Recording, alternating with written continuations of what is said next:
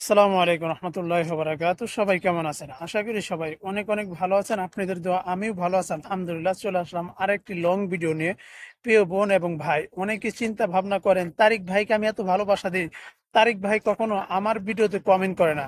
এটা কখনো, এই চিন্তা ভাবনা আপনারা কখনোই করবেন না। আমার ভিডিওটা আপনার সামনে যখনই যাবে এটা ভাববেন তারিক ভাই পাঠায় নাই, এটা ফেসবুক পাঠিয়েছে। বা আপনার সামনে যার ভিডিও আসুক না কেন, এটা ফেসবুক সাজেশন করেছে বলেই আপনার সামনে তার ভিডিওটা চলে গেছে। তাই বলে ঠেলা মারবেন, বা আপনি যদি এরকম করে করেন, বা আমি তারিক ভাইকে এত ভালোবাসা দিই, তারিক ভাইয়ের ভিডিও আমার সামনে আসে না, তারিক ভাইকে আমি ভালোবাসা মানে কমেন্ট করবো না, লাইক করবো না, এটা চিন্তা ভাবনা ভুল। আপনি যখন আমার ফলোয়ার্স, একদিন আগে একদিন পরে আপনার ভিডিও আমার সামনে আসবে 100%। তবে এখানে ধৈর্য ধরতে হবে। অনেকেই বলেন এত ভালোবাসা দিই, যারা কমেন্ট করেন এত সুন্দর করে কমেন্ট করেন, আসসালামু আলাইকুম, ভালো আছেন আপনি, আশা করি ভালো আছেন, তারা লাস্টে কি করেন, আমার বাড়িতে ঘুরে আসবেন, আমার বাড়িতে যাবেন, দাওয়াত দিলাম, এই নানান ধরনের। দেখেন এইগুলো কমেন্ট না।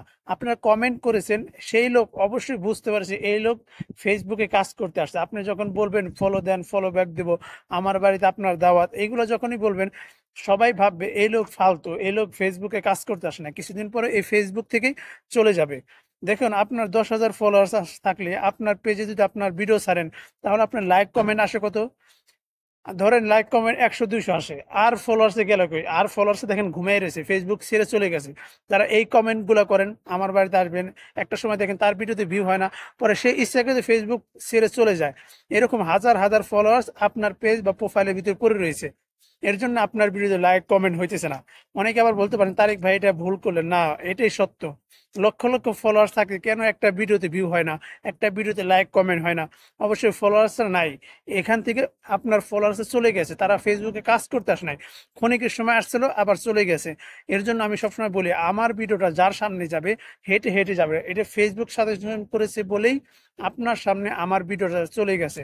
তাই বলে কেউ ভাববেন না মানুষকে আমি এত কমেন্ট করি, সে আমাকে কমেন্ট করে না। হ্যাঁ, একটা সময় দেখবেন আপনার ভিডিও তার সামনে গেছে, তার ভিডিও আপনার সামনে আসছে, একটা সময় হবে। এরকম করে ফেসবুক সাজেশন যখনই করবে আপনার সামনে আমার ভিডিও যাবে, আপনার ভিডিও আমার সামনে আসবে। তাই বলে এখান থেকে কখনো হিংসা করবে না। হিংসা এটাকে বলা হয়।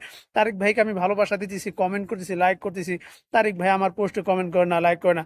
আপনারা বুঝতে হবে, আপনি যদি বারবার একজনের কমেন্ট ধরে বা লাইক যারা করেন তাদেরকে ধরে ধরে যদি আমি তার পেজ বা প্রোফাইলের ভিতরে যাই, ফেসবুকের গাইডলাইনের বাইরে আপনি হ্যাঁ যেতে পারবেন, আপনাকে প্রচুর পরিমাণ লাইক কমেন্ট করেছে, তার ভিডিওটা সামনে আসতেছে না, একজন দুইজন তিনজন। এখন যদি প্রতিনিয়তই আপনি খালি মানুষের বাড়িতে এমনি করে যান, আপনার পেজ বা প্রোফাইলে দেখবেন একটা সময় রিস্ক কমে যাবে, এটা ফেসবুক অ্যালাউ করে না।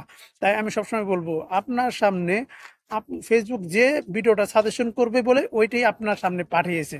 তাই বলে আপনি মানুষের কমেন্ট ধরে কারো বাড়িতে যাওয়ার প্রয়োজন নাই।